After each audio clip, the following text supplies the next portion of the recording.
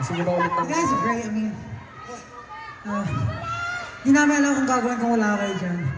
Talagang tama yung sinabi ni Ken, kayo yung oxygen namin. I mean, whenever we feel tired, marinig lang namin yung cheers nyo. Sobrang ginaganahan kami talaga. Diba? Ako, to be honest, yung buong tour na to, every time na mag-visit kami ng country or city, kinakabahan talaga kami kasi hindi naman namin sure kung, hindi namin sure kung masosold out yung tickets, hindi namin alam kung maraming taong manonood. And then, naisip namin, hindi yun yung mahalaga. Ang mahalaga, yung mga taong pupunta para makita kami. Kaya, gusto namin magpasalamat ng galing sa puso dahil nakasama namin kayo simula umpisa. Actually, hindi lang ngayon kasi yung mga susunod na plano namin, alam namin na nandyan din kayo. Diba? Wala pa nga yung release ng ticket selling, ready na kayo bumili.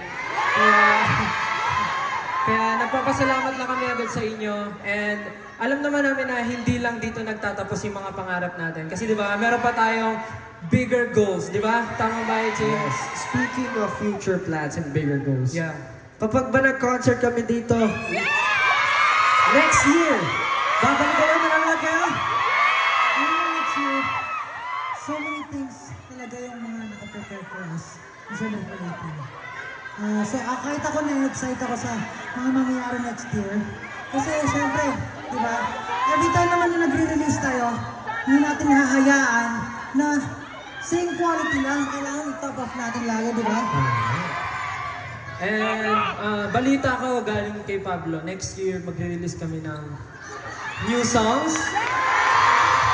Tama ba? Tama ba? Of course. And new album. Yes, of course. And sabi ni Pablo, ang SB19 daw next year is stronger, Yes. braver, and bolder. Bolder. Nice. Bakit? Nililinaw ko lang kasi yung mga tinginan ni Stella, alam mo naman. Dapat yung mga words, nire-relay ng maayos. Tama. Galing mo dyan. Tama ba ako 18?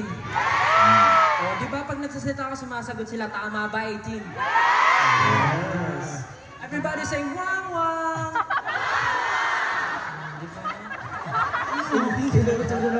Pero ayun, going back to the topic, napag-usapan na natin yung 18. Alam nyo guys, Last leg na lang natin. alam nyo ba guys na every time na tinatanong kami sa mga interviews, anong gusto nyo sabihin sa 18? Hindi na namin alam yung sasabihin kasi thank you is hindi enough para magpasalamat sa inyo. So this time, sa amin namin ibibigay yung question na yun. Anong gusto nyo sabihin sa kapwa nyo 18? I love you daw. I love you daw. Mali.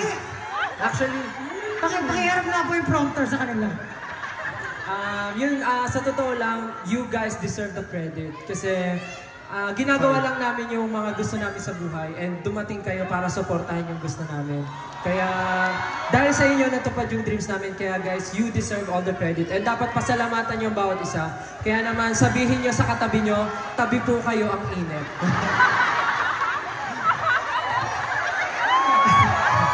Nakasama.